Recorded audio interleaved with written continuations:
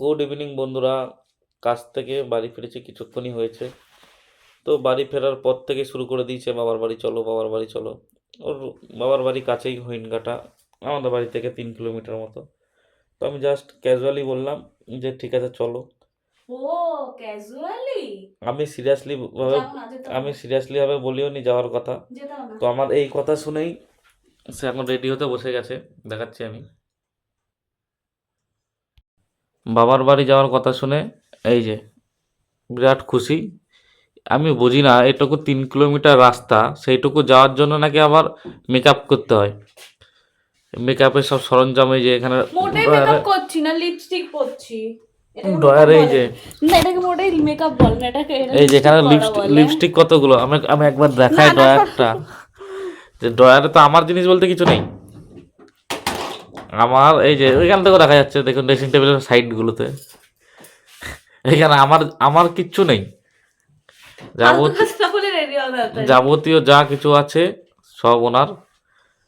ছেলেদের আবার রেডি হওয়ার কি আছে গাইজ, আমি এইভাবেই যাব। আমাদের কাজে যাওয়ার জামা প্যান্টও যা, এমনিও তাই, ঠিক আছে। এই জামা প্যান্ট পরেই কাজে যাই, এই জামা প্যান্ট পরেই চলে যাবো শ্বশুর বাড়ি। ছেলেদের সব কিছু লাগে না। এই যে মাথাটা একটু ঠিক করে নেবো, ব্যাস রেডি তুমি শ্বশুর এই বাড়ি যাওয়ার জন্য। তুমি এই সারাদিন এই জামা পরে ডিউটি দিলে এই জামা প্যান্ট পরে যাবে? আবার কি, শ্বশুর বাড়ির লোক জানে যে আমায় কাজকর্ম করে, অত চেঞ্জ করার টাইম নেই, তাড়াতাড়ি গিয়ে তাড়াতাড়ি চলে আসতে হবে। তো চলো। যেতে হবে না, যাওয়ার আগে এত কথা শোনাচ্ছ, আমি যাব না, যাও। না যেতে গেলে তো সব থেকে ভালো হয়। যেতে হবে না, যাও। এই যে সারাদিন কাজকর্ম করে আসার পরে কার ভালো লাগে আবার তাহলে যেতে। বললা কেন? হ্যাঁ চলো, বললা না কেন? বলো তো, তুমি তো মাথা খেয়ে ফেলছিলে। ও আমি মাথা খাচ্ছিলাম? তো কি, নাহলে কি আমি আর বলতাম যে চলো। এই ভিডিওটা প্রমাণ থাকলো, আমার বাড়ির লোককে দেখাবো, দেখো আমার উপর কেমন অত্যাচার করে, আমাকে আমার বাড়িতে একটু যেতে দেয় এটা না। অত্যাচার না। এখান থেকে তোমার 10 বাড়ির লোক মিনিট তোমার বাড়ির লোক উল্টে বলবে যে না, ছেলেটা খাটাখাটনি করে হ্যাঁ, এসছে, ছুটির দিন আসতে পারতি, ছেলেটা আমার শ্বশুর বাড়ি ছেলেটার উপর জাগুলি, অত্যাচার বাপের বাড়ি হচ্ছে। হরিণঘাটা, তাতেই আমাকে 10 মিনিট আধা ঘন্টার জন্য নিয়ে যেতে গেলে এর মুখ চোখ শুকিয়ে দেখো, ঠিক গাইস আছে মুখটা গাইস, দেখো। না না, হুম। এখন বাজে হচ্ছে 6টা 57, ঠিক আছে। বেরোতে বেরোতে হয়তো আরো 10-15 মিনিট লাগবে। তো দেখবো 10 মিনিট থাকে না 30 মিনিট থাকে বাবার বাড়ি গিয়ে। চলো, থাকো ব্লগটার সাথে।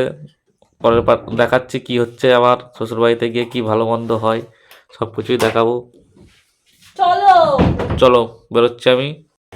কি গো, তাড়াতাড়ি করো, এখন দেরি হচ্ছে না নাকি? আরে তালাটা মারতে দাও। তালা মারো, তাড়াতাড়ি চলো। ও কি টাকা করো করো কি এইটা আমার তরফ থেকে সোনামণির দিকে দিয়ে দিও। আচ্ছা ঠিক আছে, যাও ঘরে দাদা করো। আমার বরটার কি কষ্ট, এখানে বন্ধুটা আসলো চা খেতে, আর এখন ওকে শ্বশুর বাড়ি যেতে হবে। ও বুঝতে পারেনি যে বন্ধুটা এখন শ্বশুর বাড়ি যাবে। ইস, এখন বন্ধু না বউ, কোন দিকে যাবে?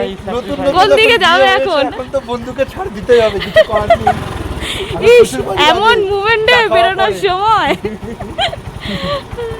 তাহলে কি বন্ধু না বউ, কোন দিকে? বউ বউ আগে বউ। ঘুমাবো না। তারপর ফাইনালি বেরিয়ে পড়লাম শ্বশুর বাড়ির উদ্দেশ্যে।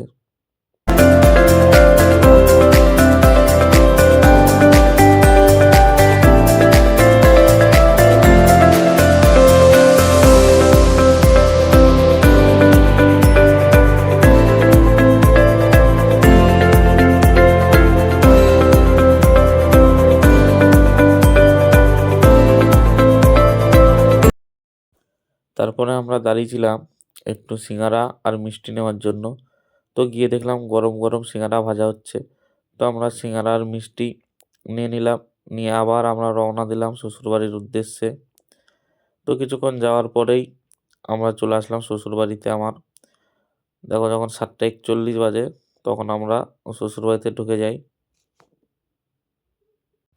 তো শ্বশুরবাড়িতে ঢুকে প্রথমে সামনের ঘরটাতেই দেখলাম যে কেউ আছে নাকি।